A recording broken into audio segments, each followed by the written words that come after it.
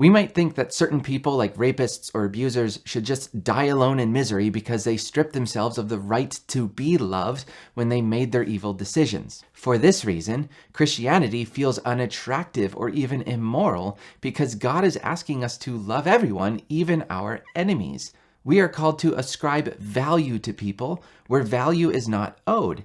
He asks us to love people who ought not to be loved. But if that's what's holding you back, well, then you're not thinking through Christianity holistically. In Matthew 18, Jesus gave an illustration of a guy who owed 10,000 talents to a king.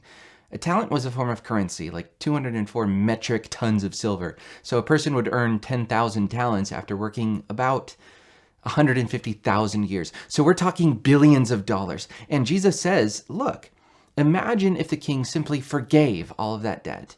And then imagine that this servant who was just freed of 10,000 talents had his own servant, and that servant owed him 100 denarii, which would be like the payment of 100 days of labor, let's say $16,000. So he grabs that guy by the neck and he says, give me what you owe me. We look at that and we think, dude, give him a break. Like, yeah, $16,000 is a lot of money, but you were just forgiven an absurd amount of money. And as the recipient of an incomprehensibly amazing gift, can't you show a bit of compassion to someone who owes you practically nothing in comparison? The point Jesus makes is this. If we struggle to love others because of their evil behavior, we severely underestimate the debt of evil we have collected because of sin against God, and consequently, we severely underestimate the amount of love and forgiveness shown to us when God wiped us clean of that debt. Guys, the same God who tells us to love others has chosen to love us even in our sin. And if Christianity is true, then it's also true that we never deserved God's love any more than the people we are supposed to love. Scripture is clear that Christian love is an extension of God's love towards us. We love because he first loved us. Love one another as I have loved you. So God's command to love others is not something we generate on our own. It's an extension of how we understand salvation.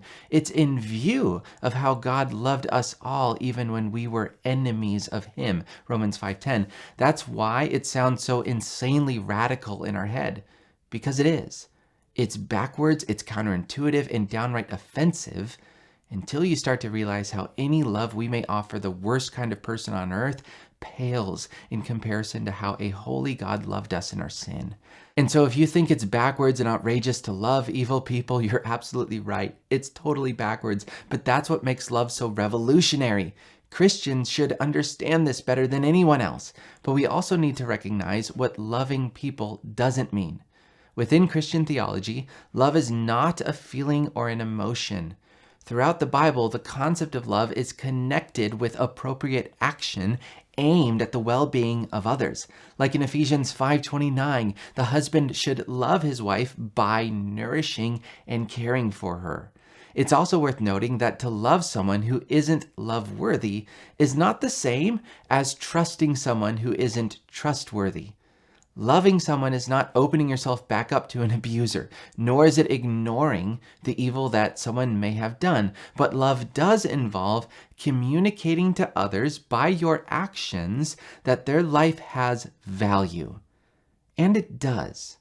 That is a truth of Scripture for all people because all people were made in the image of God with dignity, value, and worth. No amount of evil is powerful enough to strip someone of the sacred value which God has ascribed to them. And that goes for you too. Some of you might need to hear that. I can't help but think of Zacchaeus in Luke 19. He was a chief tax collector. Okay, so tax collectors were hated by Jews because they betrayed their own people and often demanded more taxes than were owed. But Luke tells of how Jesus calls out to Zacchaeus, offered him friendship, and suddenly this tax collector is repenting of his behavior, giving back more than he stole. It's striking, but deep down, it makes sense. Undeserved love has that effect on people.